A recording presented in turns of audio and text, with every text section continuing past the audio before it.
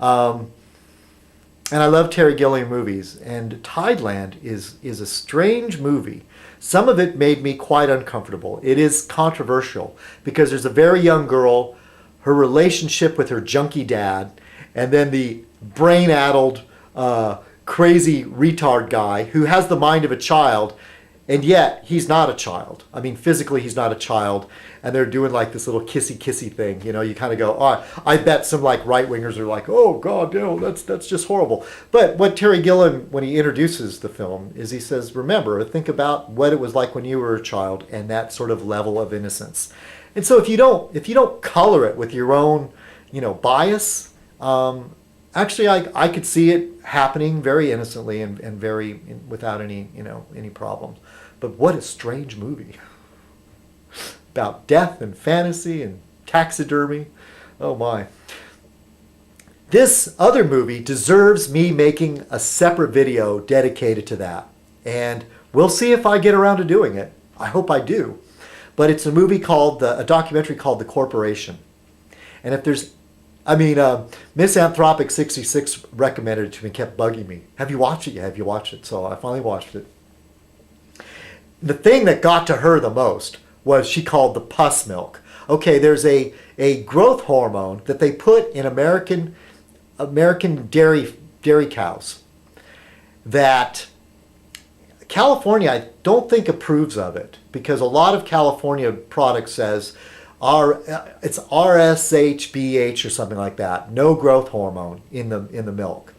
But other states do, and the FDA approved it. This is one of the things. It's not about the FDA is evil. It's that this administration has broken the FDA, and the Clintons didn't help it either. But little by little, the FDA's power and oversight and their budget has been shrunk. And it's the same as the EPA. Government agencies can do us a lot of good to make sure there's not lead in our water, there's not lead in our toys. And for those of you that think that to get rid of those things, we're going to be better off, I'm sorry, you're just plain wrong, okay? But this movie, The Corporation, shows you of how that has happened and how corporations, basically, the law treats corporations as if it is a human being, that it has the same constitutional rights as an individual. And if you follow through the movie, they show you how that happened.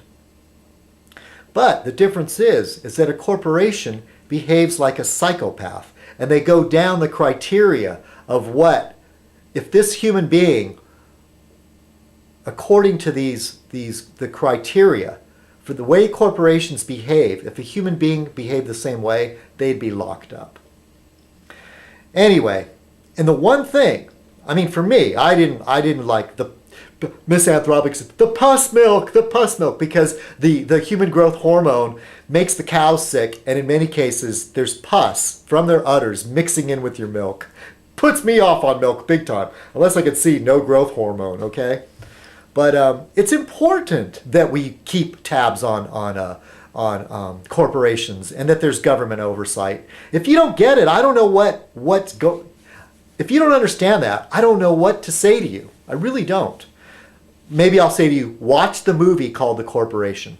One other thing that I'd have to say that I took away from that, if there's one thing for me that I was take away from that movie, is a CEO of a carpet company who saw the light and is trying to put his carpet company on a more sustainable track.